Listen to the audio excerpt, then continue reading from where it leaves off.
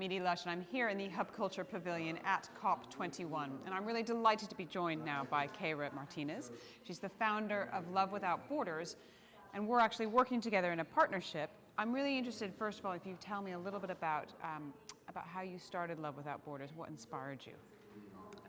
A few months ago, when I realized the flight of the refugees coming from Syria and Afghanistan, it was in my backyard in Frankfurt, so I realized that I had to do something. And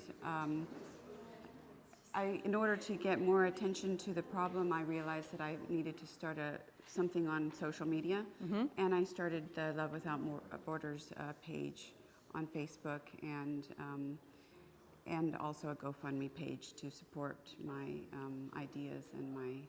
And so you've gone out to Greece. You've taken mm-hmm. clothes, food, blankets. What other kind of things have you done? And you've worked with refugee groups there.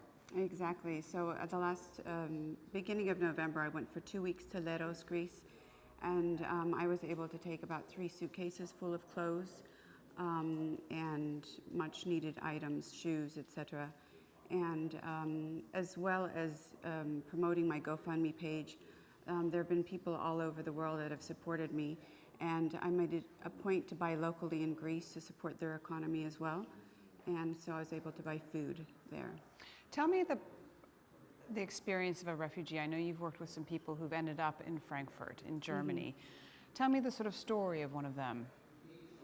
So there's a quite large family of 9 that I have been helping since 3 months now, and they have 4 children. And it took them 9 days to walk through to get to Germany. And now they're waiting.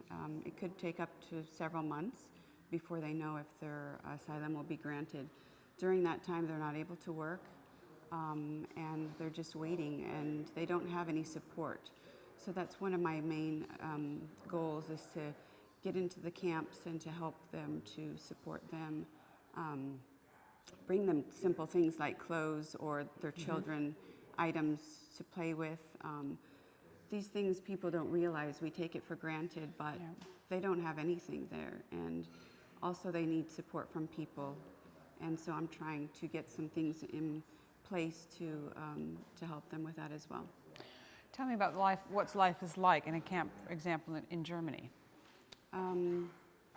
They have a couple of meals a day, and otherwise they're in a very close quarters with a lot of other people that they don't know. So for families with children, it's very difficult, as you can imagine.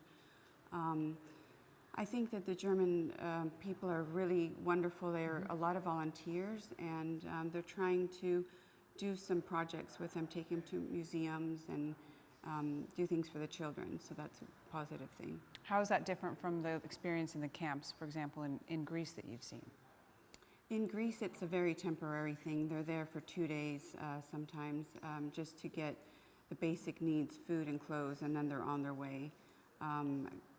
So Greece is very temporary, whereas when they're in Germany, they're going to be there for several months.